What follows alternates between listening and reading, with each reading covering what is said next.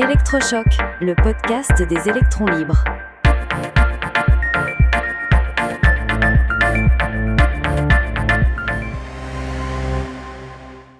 Vos organes en 4D, des objets connectés, des implants cérébraux et du nucléaire.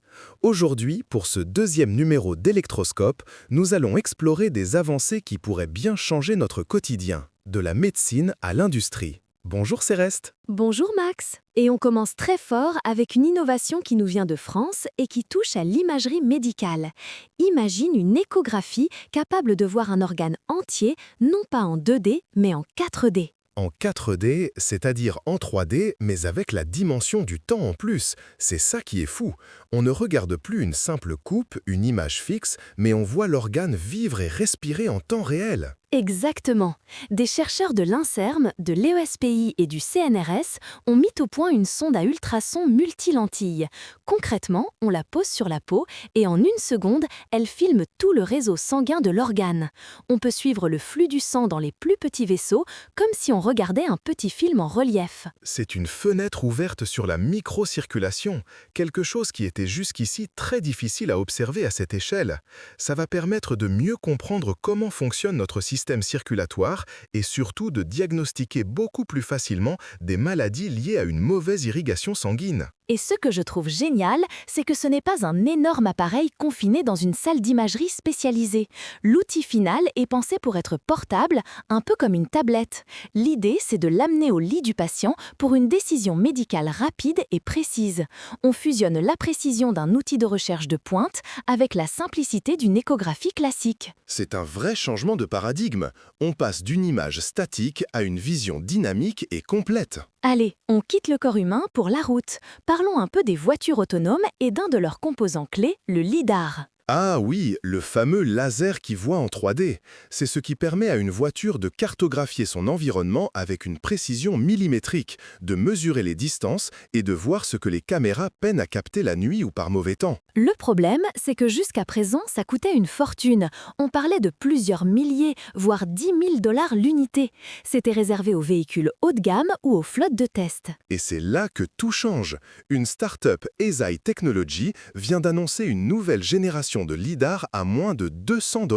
Moins de 200 $, c'est une chute de prix vertigineuse. À ce tarif, le lidar n'est plus un gadget de luxe, il peut devenir un équipement de série, même sur des voitures d'entrée de gamme. La sécurité 3D pour tout le monde en quelque sorte. Et ça ne s'arrête pas aux voitures. Imagine des chariots éleveurs dans les entrepôts, des tondeuses à gazon autonomes, des drones. Tout un tas d'objets du quotidien pourraient devenir plus intelligents et plus sûrs grâce à cette technologie devenue accessible. C'est une vraie démocratisation. D'une technologie qui se démocratise, passons à un problème qui nous concerne tous, le plastique. On sait que le recyclage est un défi majeur, surtout pour les emballages complexes faits de plusieurs couches. Oui, ces emballages sont un vrai casse-tête. Une fois assemblés, il est quasiment impossible de séparer les différentes couches de plastique, ce qui rend le recyclage inefficace. Aujourd'hui, on est autour de 40% de taux de recyclage. Et si on pouvait passer à 95%? C'est la promesse d'une jeune pousse française, Ecolanca. Leur idée est brillante de simplicité. Au lieu de chercher à déconstruire le plastique à la fin, ils le conçoivent différemment dès le départ. Comment ça marche ? Ils ajoutent une toute petite quantité de molécules spéciales, des monomères, directement dans la recette du plastique. Ces molécules n'altèrent pas les propriétés du matériau pendant son utilisation, mais elles agissent comme un interrupteur. En fin de vie, on peut déclencher une réaction qui va dégrader le plastique et permettre de séparer les couches. C'est génial, parce que ça veut dire qu'on n'a pas besoin de changer toutes les chaînes de production. Les industriels peuvent juste ajouter ce nouvel ingrédient. Ils ont déjà réussi à le faire sur du polyéthylène, du polystyrène. C'est une avancée énorme pour l'économie circulaire. On retourne dans le domaine médical, mais cette fois à une échelle microscopique. On parle d'implants cérébraux. Un sujet fascinant, mais qui peut aussi faire un peu peur. On imagine tout de suite des dispositifs invasifs. Justement, des ingénieurs de l'université Cornell ont créé un implant si petit qu'il est à peine visible. Il est plus petit qu'un grain de sel. Il mesure 300 microns de long. C'est minuscule. Et il fait quoi ce micro-implant ? Il peut enregistrer l'activité électrique des neurones et transmettre les informations sans fil. Et le plus incroyable, c'est qu'il est alimenté par la lumière qui traverse les tissus. Pas besoin de batterie, pas de fil. Testé sur des souris, il a fonctionné plus d'1 an sans problème. L'avantage d'être si petit, c'est qu'il perturbe beaucoup moins le cerveau. Moins de frottements, moins de réactions immunitaires, on peut donc suivre l'activité cérébrale sur de très longues périodes de manière très discrète pour mieux comprendre des maladies comme Parkinson ou Alzheimer. Et pour finir, un petit tour du côté de l'énergie, avec une nouvelle qui nous vient du nucléaire du futur. On parle souvent des réacteurs de nouvelle génération, et notamment de ceux qui utilisent du thorium. Exactement. En Chine, un petit réacteur expérimental à sel fondu a réussi une grande première.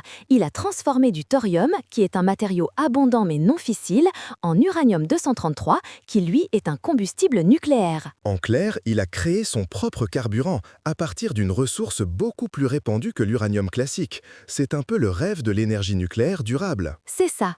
L'objectif à terme, c'est d'avoir des réacteurs qui peuvent être rechargés en combustible sans même avoir à les arrêter, tout en produisant moins de déchets à longue vie. C'est une étape clé, même si la route est encore longue avant une application industrielle. De l'infiniment petit dans notre cerveau à l'énergie du futur, en passant par des objets plus intelligents et un recyclage plus efficace, l'avenir s'annonce décidément passionnant. Absolument. On voit que l'innovation est partout et qu'elle continue de repousser les limites pour améliorer concrètement nos vies. Soutenez les électrons libres. Abonnez-vous sur lel.media.